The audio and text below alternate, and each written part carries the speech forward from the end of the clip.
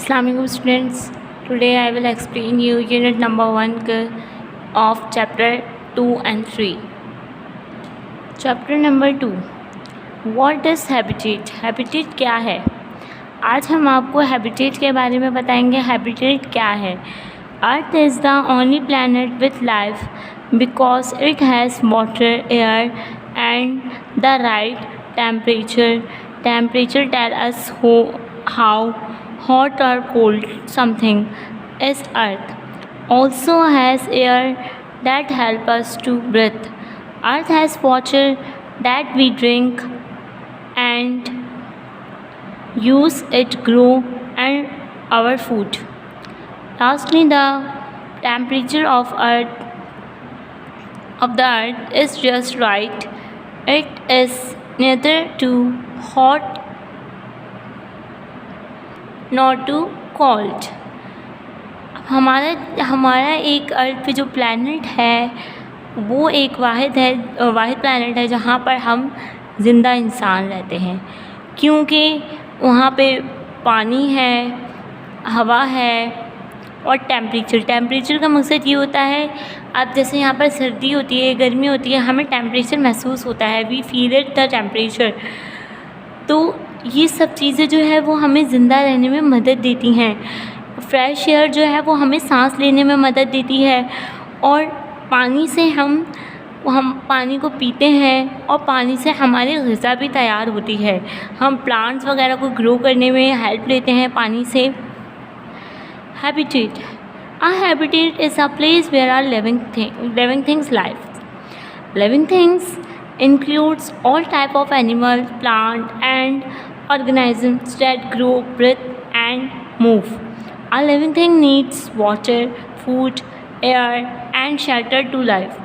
It gives everything it needs from its habitat. Have you ever closely observed a garden? There are many habitats in it for animals and plants. A garden has food, water, air and shelter for animals that live in it. Habitat क्या है? Habitat वो जगह है जहाँ पर जानदार चीज़ें रहती हैं. जानदार चीज़ें में कौन कौन इंक्लूड होता है? एनिमल्स हैं, प्लांट हैं और भी ऑर्गेनिजम्स हैं जो कि सांस लेती हैं, मूव कर सकती हैं, ग्रो कर सकती हैं. वो सब क्या है? लिविंग थिंग है. लिविंग थिंग को ज़िंदा रहने के लिए ग़िज़ा, पानी और साए की ज़रूरत होती है और उनको हर उस चीज़ की ज़रूरत होती है जो उनको बढ़ने में मदद देते हैं.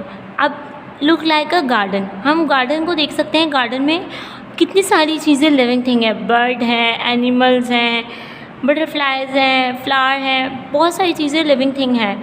लेकिन लिविंग थिंग को भी जीने के लिए, ज़िंदा रहने के लिए बहुत सारी चीज़ों की ज़रूरत पड़ती है और हर लिविंग थिंग को अलग अलग रिक्वायरमेंट है ग़िज़ा की. Your neighborhood is your habitat. You find everything you need to live. In this habitat, you need food, which you buy from stores. You need water, which you get from your tap. Your house is your shelter. Just like you, animals and plants also live in different habitat. अब जो जितनी भी हमारी neighbour में चीज़ें हैं वो सब क्या है? हैबिटेट. ये हमारी हैबिटेट है और तमाम जितनी भी जानदार चीज़ें हैं उन सबको ज़िंदा रहने के लिए हैबिटेट की ज़रूरत होती है और हमें ग़िज़ा की ज़रूरत होती है. ग़िज़ा कहाँ से आती है? हमारे करीब कोई भी स्टोर है, हम वहाँ से अपने खाने पीने की अज्जा ख़रीद सकते हैं. हमें अगर पानी की ज़रूरत है तो हम अपना टैप ऑन करते हैं तो पानी आ जाता है. हाउस हमारे लिए एज अ शेल्टर काम करता है. अगर हम एनिमल्स को देखें और प्लांट्स को देखें तो इन दोनों की मुख्तलिफ हैबिटेट हैं. Polar habitat, look at the picture, ocean habitat, neighbourhood.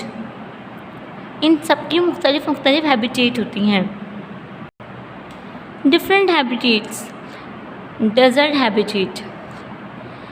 Deserts are hot during the day and cool at night. They are also very dry.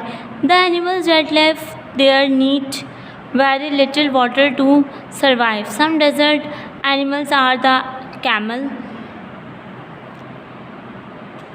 rattlesnakes, and the fennec fox. They can survive without water for days. Cactus are plants that grow in the desert. They live for a long time without water. There are many different types of cactus.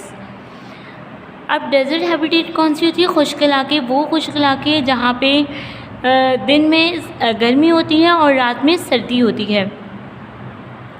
वहाँ पे कुछ animals जो है वो survive कर सकते हैं, ज़िंदा रह सकते हैं।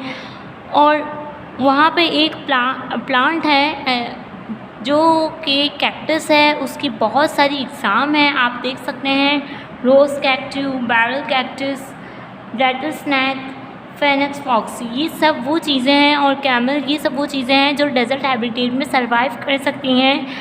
और कैक्टस एक ऐसी चीज़ है, एक ऐसा प्लांट है जो कि बहुत ज़्यादा लॉन्ग टाइम तक पानी के बगैर सरवाइव कर सकता है, ज़िंदा रह सकता है। Forest habitat, there are many trees in a forest. There are also different bushes, flowering plants and grasses. A forest grows where there is plenty of water. Trees need a lot of water to grow well.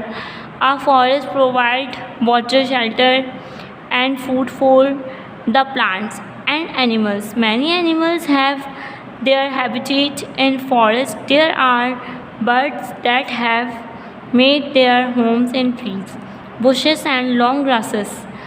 Some forest animals include gorilla, bears and wolves. Forest में बहुत सारे दरख्त होते हैं और मुख्तलिफ़ किस्म के होते हैं। बुशेस झाड़ियाँ होती हैं, फूल होते हैं, पौधे होते हैं और ग्रास यानी घास होती है।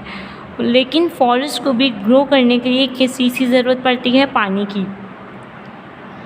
उनको बहुत ज़्यादा पानी चाहिए होता है ग्रो अप होने के लिए। अगर पानी नहीं होगा तो वो मुरझा जाएंगे। तो पानी, अगर उनको पानी मिलेगा तो वो ग्रो अप होंगे और हमें शेल्टर देने के साया देंगे। फॉरेस्ट में जो है उनको शेल्टर होता है और उनको फूड की भी ज़रूरत, ग़िज़ा की भी ज़रूरत पड़ती है। बहुत से ऐसे एनिमल्स हैं जो कि फ़ॉरेस्ट में रहते हैं और बहुत से ऐसे बर्ड भी हैं जो कि फ़ॉरेस्ट में रहते हैं। अब कोला बेयर है, वो जो है आपने देखा होगा कोला बेयर यहाँ पर नहीं होता। ये कहाँ पाया जाता है? कि ऑस्ट्रेलिया में पाया जाता है। ऑस्ट्रेलिया में ये सिर्फ कौन से फॉरेस्ट में पाया जाता है? यूकलिप्टस में पाया जाता है। ये वहीं पर ही रहता है, इसके अलावा कोई कहीं पर भी कोई से ट्री में भी मौजूद नहीं होता। और ये पूरे दिन में 18 घंटे जो है ये सोता है। टाइगर है, see the picture student. Tiger, deer, पेकिनफिन, गोल्डन स्टर, ये सब कहाँ पाए जाते हैं? ये सब फॉरेस्ट में पाए जाते हैं। बहुत से ऐसे एनिमल्स हैं जो सिर्फ़ और सिर्फ फॉरेस्ट में पाए जाते हैं, क्योंकि वो हमारे इंडेंजर भी होते हैं, वो हमारे डेंजर भी होते हैं। अब आपने टाइगर को भी कभी नहीं देखा होगा ऐसे ही घूमते हुए, डेयर को भी नहीं देखा होगा, लायन को भी। वो सिर्फ कहाँ रहते हैं? वो सिर्फ फॉरेस्ट में रहते हैं। Next, ocean habitat. Ocean habitat, 70% of earth is covered by ocean. Ocean is a large body of salty water. The animals that live in the ocean are called marine animals. The ocean are very deep and dark. Have you ever wondered what kind of marine animals live in deep oceans? Millions of animals have their habitats in ocean. They live in the rocky areas. The smaller fish hide in the holes and cracks of these areas to escape the bigger fish. The bigger fish eats the smaller fish. Some fish eat marine plants and the like that collect on the rocks. Whale, shark, octopus, seahorse and starfish are some well-known marine animals. Ocean habitat क्या है? Ocean habitat यानी कि हमारे ज़मीन का 70% हिस्सा जो है वो पानी से कवर्ड है। ये एक लार्ज बॉडी अमाउंट है सॉल्टी वाटर का, और इसमें बहुत से ऐसे एनिमल्स हैं जो कि ओशियन में रहते हैं, और जो ओशियन में एनिमल्स रहते हैं उनको क्या कहा जाता है? उनको मैरीन एनिमल्स कहा जाता है। ओशियन बहुत ही डार्क होता है और डीप होता है, यानी कि गहरा होता है समंदर,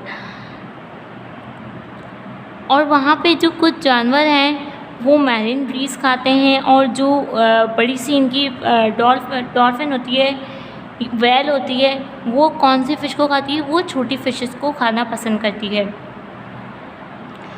और जो कुछ ऐसे एनिमल्स हैं, मैरीन एनिमल्स हैं जो कि वो मैरीन प्लांट को खाना पसंद करते हैं। See the picture student, dolphin, whale, seaweeds, sea grass, ये सब कहाँ? ये सब समंदर में होती हैं। आपने समंदर अगर देखा हो, लेकिन हम लोगों ने इतना डीपली नहीं देखा, लेकिन वहाँ पे बुशेस होती हैं, सी ग्रासेस होती हैं वहाँ पर, और बहुत सारे एनिमल्स हैं वहाँ पर जो मैरीन एनिमल्स कहलाते हैं। सी हॉर्स है, जेलीफिश है, स्टारफिश है, ये सब जो है वो मैरीन एनिमल्स कहलाते हैं। अब यहाँ पर एक फ़िश के बारे में, हैचेड फ़िश, शायद ही हमने इसका नाम पहली बार सुना आप लोगों ने। ये जो है ये कहाँ पाई जाती है? ये भी मैरीन में पाई जाती है, मैरीन एनिमल है, लेकिन ये बहुत ही डार्क हिस्से में पाई जाती है, जहाँ बहुत ही निचले हिस्से में होती है ये समंदर के।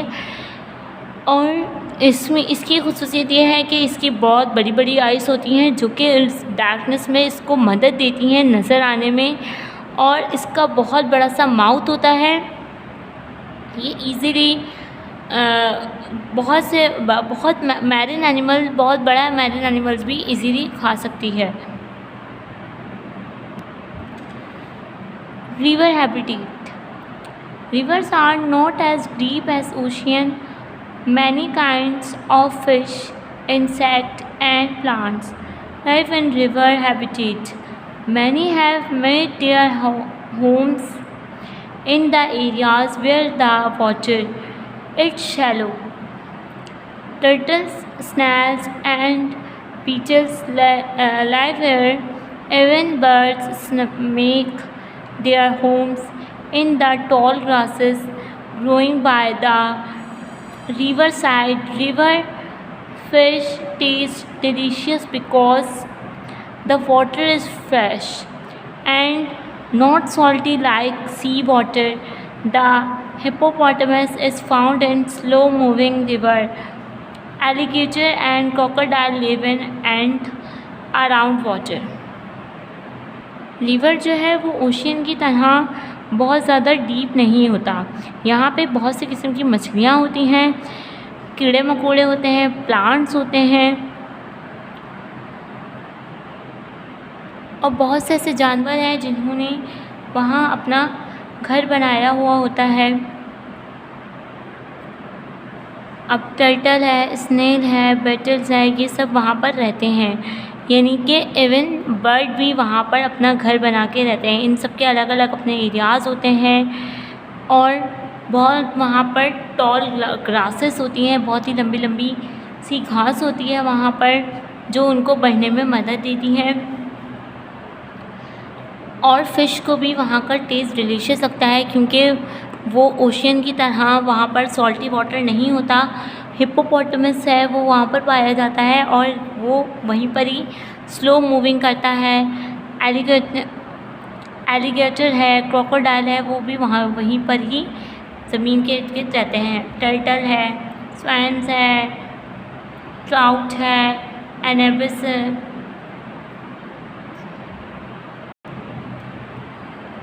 Polar habitats. Polar regions are the regions on North and South Pole. These regions are extremely cold. The animals and plants that live here are especially adapted to the old cold polar bears, seals, penguin, and walrus are some of the animals that live in the freezing cold. The polar bears usually hunt seals and walruses. The rest enjoy the fish that live in the city water under the thin layer of ice covering in the water. Polar regions कौन से regions होते हैं? North और south pole के। ये वो regions होते हैं जो कि बहुत ही सर्द यानी कि ठंडे होता है और वहाँ पर कुछ एनिमल्स और प्लांट्स होते हैं। स्पेशली कौन से होते हैं? ये स्पेशली कोल्ड एरिया होता है, तो यहाँ पर पोलर बियर है, सील है, पेंगुइन है और वॉलरस है। ये सब यहाँ पर रहते हैं एनिमल्स। पोलर बियर जो है वो हंट सील है और ये सब बहुत ही वहाँ पर इंजॉय करते हैं। फ़िश जो है वो फ़िश भी वहाँ पर रहती है। आइस वाटर, वहाँ पर ठंडा ये बर्फ़ का पानी होता है और एक वहाँ पर थिक लेयर होती है कवरिंग ऑफ आइस। आइस की एक पूरी तह होती है उसने जिसने पानी को कवर किया हुआ होता है। अब आप लोग देख सकते हैं पोलर बेयर है, वहाँ पर बेयर है, आर्कटिक वुल्फ है, सील है, आर्कटिक पॉपी है।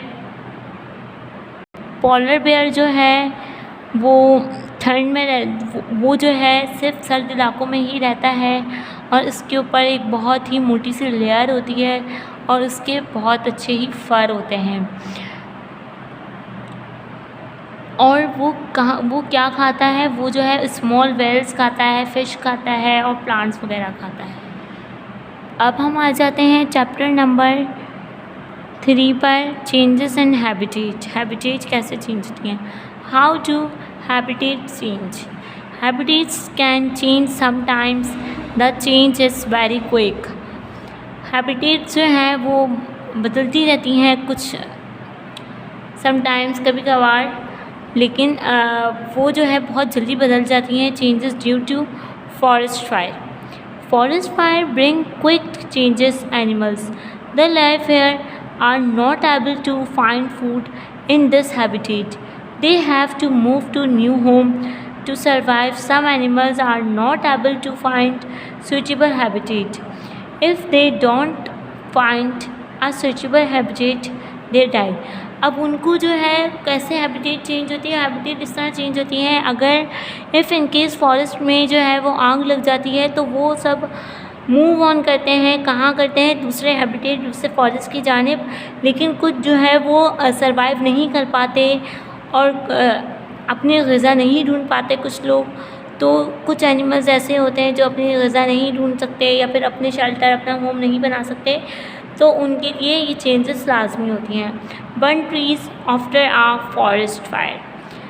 अब जब आग लग जाती है तो वो ट्री बिल्कुल ही खाली हो जाते हैं, ना उनमें शेल्टर होता, तो वो ना उनकी ग़िज़ा बनती है एनिमल्स की। Changes due to floods. A floods occur when there is heavy rainfall in an area. This happens often in South Asian countries, Pakistan, India, Afghanistan, Balochistan, etc. Look at the world map and identify the South Asian countries. In Pakistan, there was a heavy floods in 2010. The lakes and rivers overflowed large area of land were flooded. Millions of habitats were destroyed. The people and animals that live in this area lost their homes. Many people and animals drowned. Floods also bring quick changes in habitat. People have to make new home. Floods destroy crops and livestock. कुछ changes जो है वो fluid की वजह से भी होती हैं. कहीं बहुत ज़्यादा तेज़ बारिश हो जाती है तो इसकी वजह से बहुत गहरा असर पड़ता है इंसानी ज़िंदगी पर. साउथ एशियन कंट्री जो कि पाकिस्तान में, इंडिया, अफ़गानिस्तान, बलूचिस्तान वगैरह, तो अगर आप मैप को देखें तो आप आइडेंटिफाई करें साउथ एशियन कंट्रीज़ को जो कि पाकिस्तान में है. वहाँ पे 2010 में बहुत हैवी मतलब बहुत तेज़ बारिश हुई थी. इसकी वजह से लेक्स और रिवर जो है ओवरफ्लोड हो गए थे. ज़मीन का बहुत मतलब लार्ज लैंड ऑफ पीस जो है वो फ्लोटेड हो गया था. इस वजह से हमारी जो हैबिटेट है वो डिस्ट्रॉय हो गई थी, बिल्कुल तबाह और बर्बाद हो गई थी. उस एरिया में जहाँ पे बहुत ज़्यादा फ्लूड बर्निंग वगैरह होती है तो वो तो हमें हैबिटेट चेंज करनी पड़ती है. Changes due to drought. Drought is the opposite of flood. Some changes in the habitat take place over a longer period of time. One must change in due to drought when it does not rain an area for a long time and the area dries up. We call it drought. The rivers and lakes dry up. The soil become dry and useless. You cannot grow any crops on it. Since living things depends on water, they either die or move to new habitat. Sometimes they cannot find suitable habitats. If they can't, they die. People also move away from such habitats because they cannot grow anything. They cannot survive without food or water. A cow struggling to find water, dry land. कुछ ऐसी changes होती हैं जो कि हमारी ज़िंदगी पर या फिर जानदारों की ज़िंदगी पर बहुत गहरा असर होता है उनका. लेकिन ये जो ड्राउट है वो बिल्कुल ही अपोजिट है फ्लूड से. फ्लूड में बहुत तेज़ बारिश होती है, तूफ़ान आता है, लेकिन यहाँ पे वो इलाका जहाँ पे बहुत लॉन्ग टाइम से बारिश नहीं हुई हो, वो ड्राई हो, तो वहाँ के जो एनिमल्स हैं और वहाँ पर जितने भी जानदार हैं उनको सरवाइव करने में बहुत ही मसाइल पेश आते हैं, जिसकी वजह से उनको अपनी हैबिटेट अपनी रिहाइश तब्दील करनी पड़ती है. और वो जो है ये जो ड्राई लैंड होते हैं तो ना उन पे हम लोग कुछ खेती बाड़ी कर सकते हैं, ना ही वो हमें किसी काम के नहीं होते वो हमारे, क्योंकि वहाँ पर बहुत अरसे से बारिश नहीं हुई होती. तो वहाँ के लोग जो है वो बग़ैर पानी और ग़िज़ा के सर्वाइव नहीं कर सकते. ओके स्टूडेंट्स, अब हम लोग आ जाते हैं हैंड आउट की तरफ. हैंड आउट में हमारे यूनिट नंबर 1 का chapter number 2 what is habitat, chapter number 3 changes in habitat. ये मैंने आप लोगों को एक्सप्लेनेशन दे दी है. इफ़ इन केस अगर आपको कोई मसला हो तो आप प्लीज़ मुझे बता दीजिएगा. डिफ़ाइन द टर्म्स हैबिटेट, इसको डिफ़ाइन करना है हैबिटेट की टर्म्स को. सेकंड क्वेश्चन है आपका, आप लोगों ने ब्लू पेंसिल से जो है वो क्वेश्चन लिखने हैं और पेंसिल से आंसर लिखने हैं. इसके भी आपके पास 4 क्वेश्चन आंसर हैं. आप लोगों ने बिल्कुल ही सफाई के साथ काम करना है. हर लाइन में 1 फिंगर गैप, हर वर्ड के बाद 1 फिंगर गैप देना है. Okay, thank you student.